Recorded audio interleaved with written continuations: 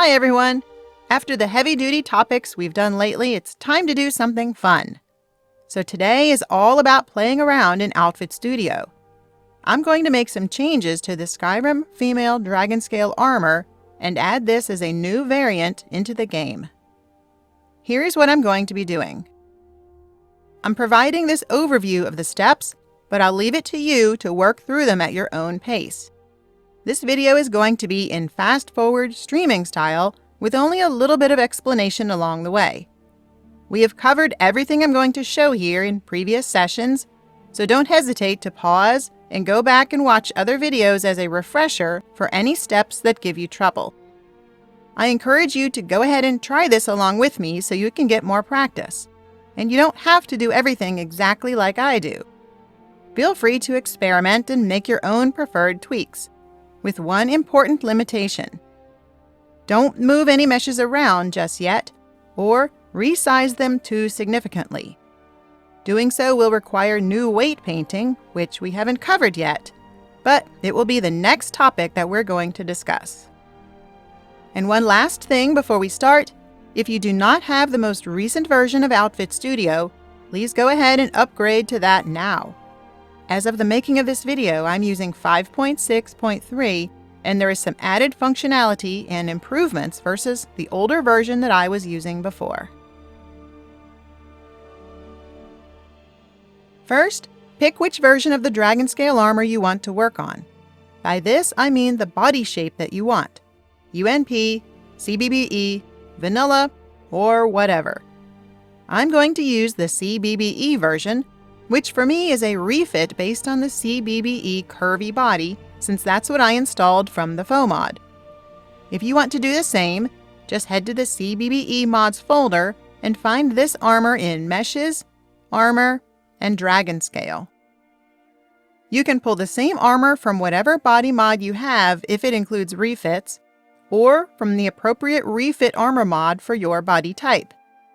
Alternatively, you are welcome to use the vanilla version that I've put in the demo mod, which is in the Meshes, Simply Close, Demo, and Other folder, and this one has been pulled directly from the Skyrim BSA. I'm going to start off by deleting some of the bony plates. Here I make liberal use of the A and D keys to smart select the parts, invert the masks, and then delete vertices.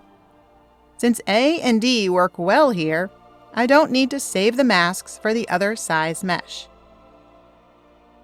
Unfortunately, I can't delete all of these plates. You can see that deleting the ones on the thigh creates a big hole. But I want to see if I can delete the bottom part of this chest piece, which I can't select with A and D. So I have to choose the vertices very carefully, or else I'll get big holes again. Wireframe is very helpful here so that we can see all the vertices, but it can be hard to select the ones that you want even so. You might have to scroll in really close and turn the mesh to different angles in order to select the vertex you want.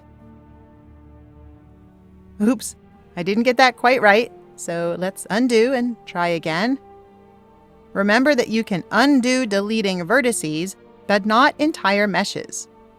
And since this part of the mesh is so hard to isolate, I want to be sure to save this mask when I'm done so that I can apply it to the other size and get exactly the same vertices for deletion.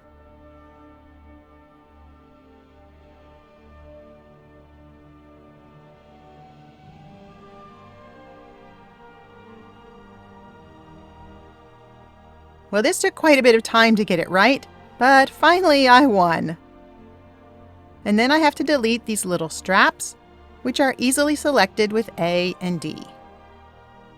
And there we go, the extra scales have been deleted.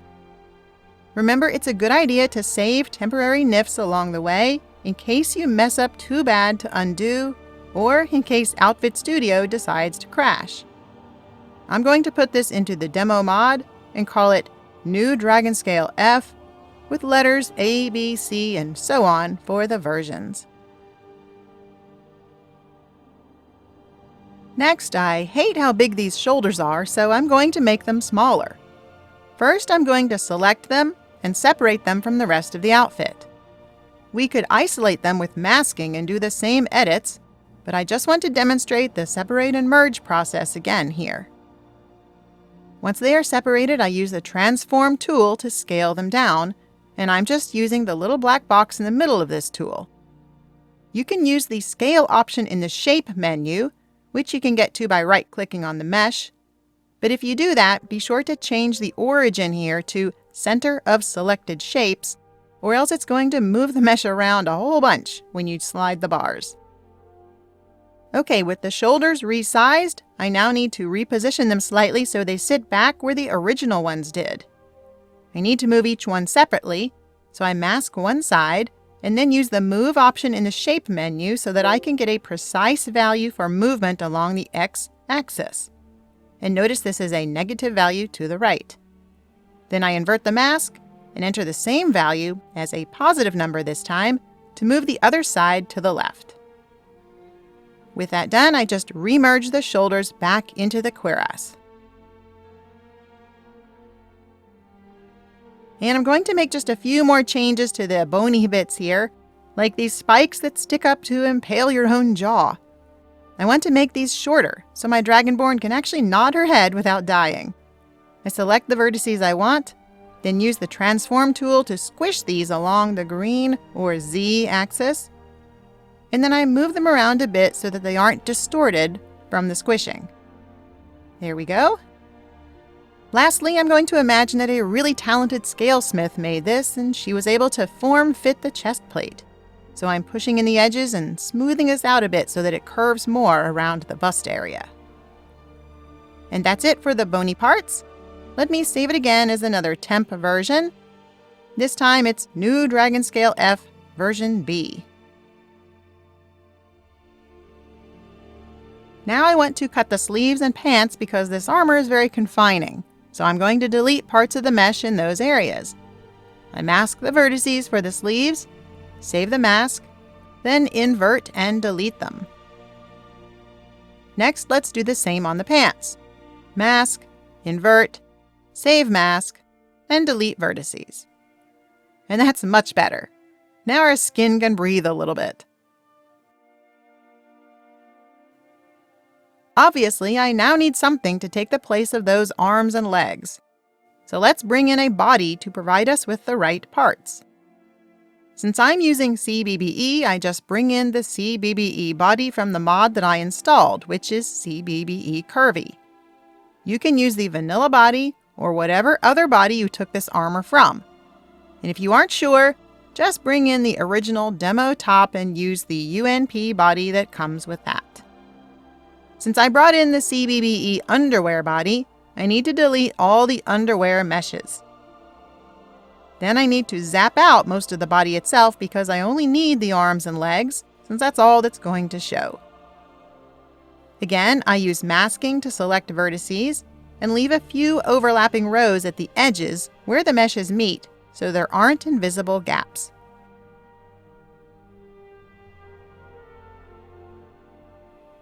Then invert the mask, save it, and delete the vertices. It's looking good and we're just about done.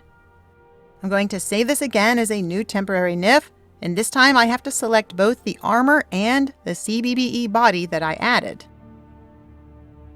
Before we move on, let's have a quick look at the partitions to see if we need to do anything there. And no, I think we're good because the pants and the sleeves are cut high enough to not need either the calves or forearms partitions added. Alright, so this is our final new outfit. We'll export again, this time as the official size 0 version. And again, I'm putting this in the demo mod, the other folder, and this time I add the _0 suffix as required.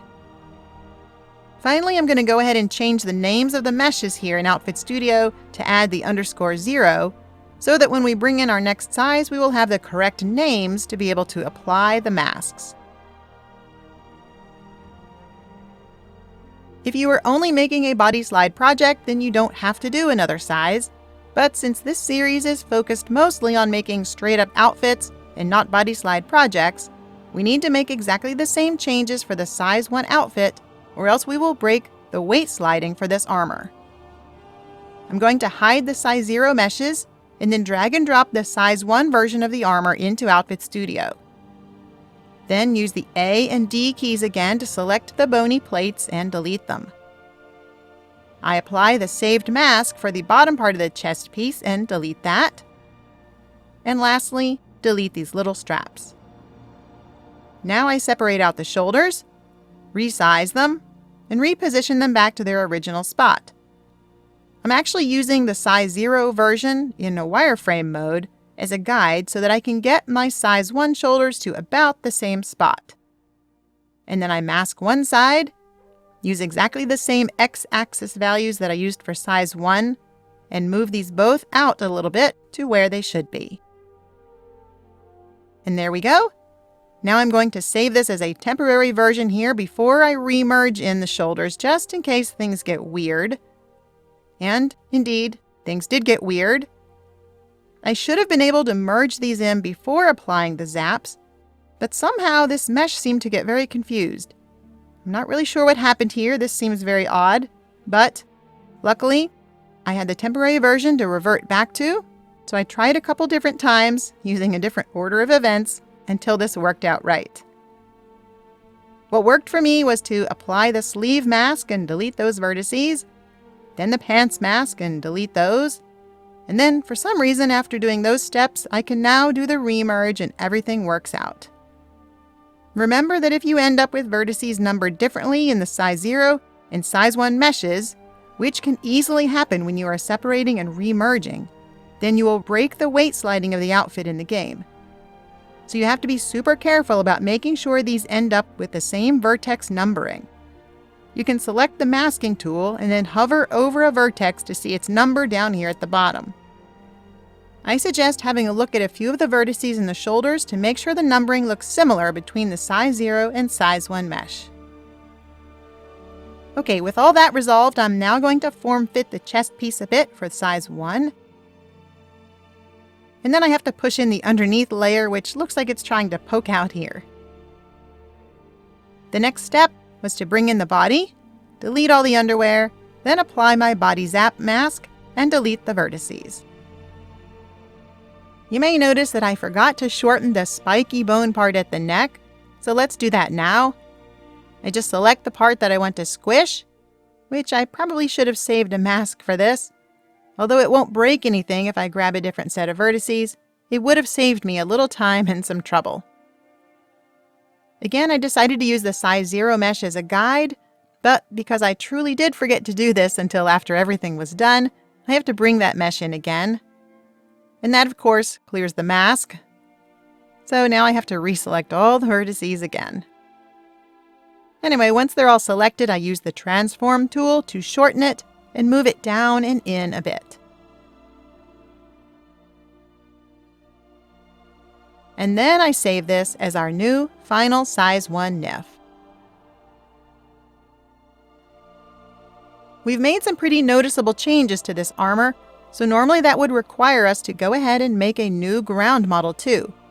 But if you look at the ground model, which is the vanilla Skyrim one, even if you have CBBE installed, it doesn't show the parts where we made most of the changes. So I'm just going to leave this be and use the existing ground model for our new variant.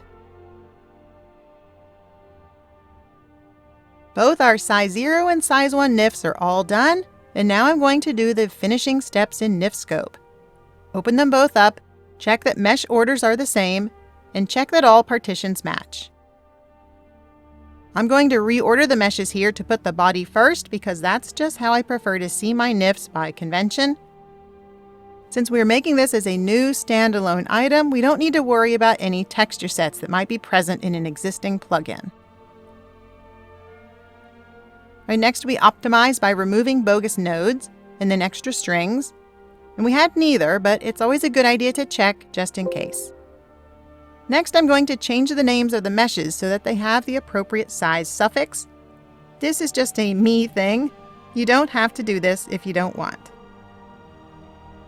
Lastly, let's add the double-sided flag for the armor. Since I cut the sleeves and the pants, we can see through them from the inside, where there is a small gap between armor and skin. So I just add the double-sided flag to the Shader Flags 2 section of the BS Lighting Shader property. Once that's done, I save both the NIFs, and all that's left is to add this as a new item into the game. You can create a brand new plugin if you want, but I'm going to add this outfit as a new variant of the Dragonscale Armor into our Demo Mods plugin. So I load that up in SSE Edit, copy the vanilla Dragonscale Armor record as a new record into the Simply for Practice ESP, and then add the matching Skyrim Armor add-on record, giving them both a new editor ID since we copied them as new records. Okay, in the new Armor add-on record, the partitions and partition priority are all fine, so we can skip that. But we need to change the file path to point to our new size 1 NIF. We only made a female version, so let's leave the male one alone, and it will continue to use the original Dragonscale Armor for men. I want to be sure I get the file path and name just right, so I resize my SSE Edit window and put the demo mod folder next to it for reference. Something we haven't talked about yet are the first-person NIFs. This is what is used when you are looking at yourself in first person, and we don't want the original armor to be used here. We didn't make a first-person model, so let's just put our new NIF here again. If you leave this empty, the game should use the same NIF that you've entered above. Now for the armor record. First, let's change the name. I'm going to call mine Dragonscale Armor less Scales. The ground model is fine, as we already noted. Equip slot and armor type is fine, but I do want to adjust the value, the weight, and the armor rating a little bit from the original.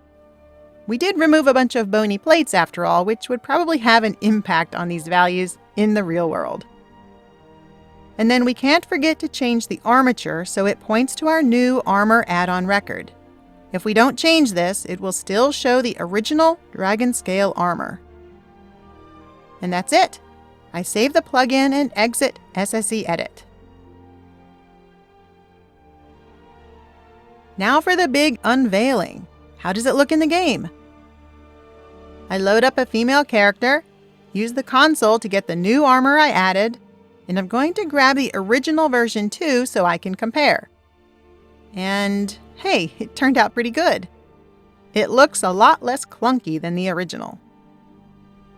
Let me just check the weight sliding, and that all looks good. So I'm going to call this one a success. Here is a comparison of the original version and our new variant. What do you think? I hope that yours worked out as well as this, and if not, don't get discouraged. Take your time, keep trying, and review some of the previous videos if needed. Practice does make perfect. The most troublesome part of this is probably separating and re-merging the shoulders. You don't have to do that if it's really giving you grief. Just use masking in order to adjust them. I really enjoyed doing this little creative project, and I hope you did too. Our next topic is going to be weight painting, and we're going to spend 2 videos on that because it can be tricky. But knowing how to weight paint will give you a lot more flexibility with your outfits. So I'll see you again soon for a video on weight painting basics. Bye!